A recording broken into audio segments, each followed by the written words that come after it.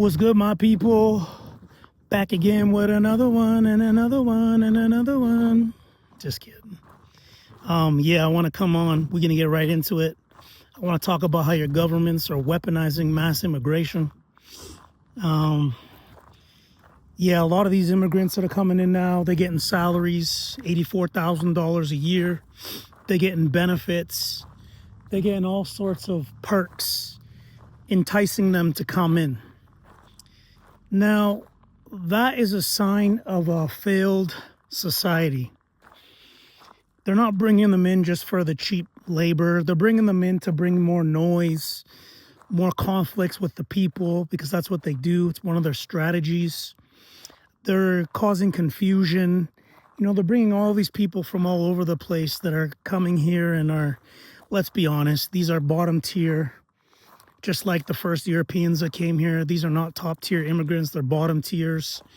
They're doing all sorts of things, all sorts of videos of them fighting and defecating inside restaurants, and it's just out of control. And this is a strategy that your government pulls. This is like an act of war. I was watching a video, and one of the guys said, they're bioweapons. And he's kind of right. This mass immigration, it's a problem.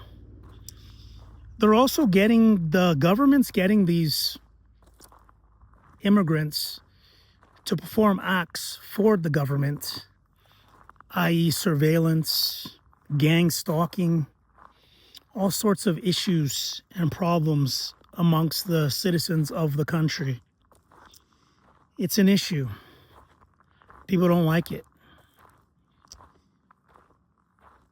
Little do they know, they're being used. A lot of them are coming from third world countries where the living conditions are not good, the pay's not good, the wages are very low. You know, they're living in poverty, so they come here and they'll do almost anything for money.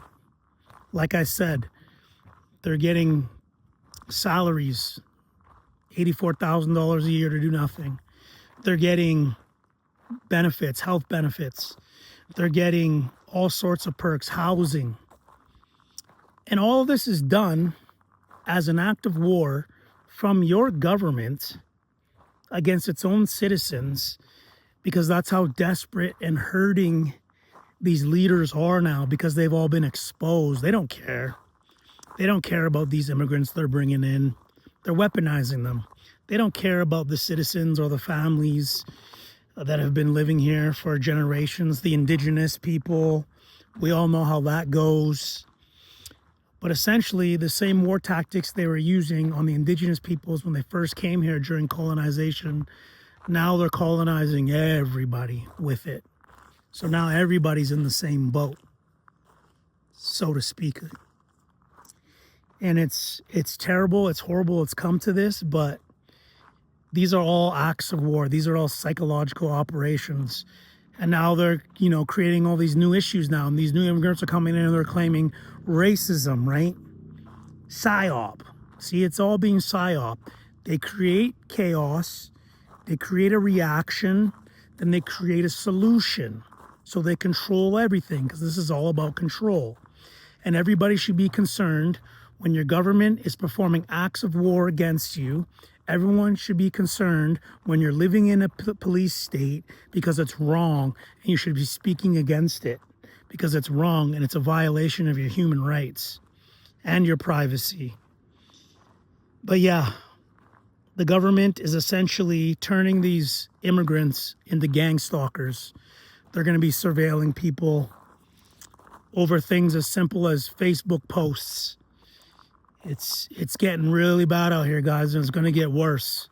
So I suggest that you get active. I suggest that you speak up against this, and don't act like just because you think it's not happening to you that it's not, and don't think that it cannot happen to you, because it will. It's already happening. And you don't need to have a criminal record. You don't need to have anything to be used or held against you. They can do this just for the sake of surveillance and the surveillance state that we're living in. But your governments are corrupt. They're evil. They're Satanists, Kabbalists, and they don't care about you. And they're cracking down now because they've been exposed. The cat's been out of the bag. Ever since the genocide in Gaza, people have been really speaking up against that. But people need to speak up against the injustice that are getting done here. People need to speak up against all genocides. Genocides against indigenous people. Everybody should be against that. Because let me tell you something. These colonizers too are getting bolder. They're doubling down. They're clenching down. Because they know they're all being exposed. If you notice it, you'll see all development going up. You'll see people running around crazy, acting crazy. And they're just, when you've got so much crime and blood on your hands and guilt and shame, you're going to do anything and everything you can to cover that up. You're going to double down. You're going to do everything that your ancestors did times 2. If you look around and open your eyes, you'll notice it too. So the time's now, my people. Get active. Speak up against these injustices, because injustice anywhere is a threat to justice everywhere. That's Martin Luther King. This is your man, Lilo Godson. With that, I say shalom, shalom.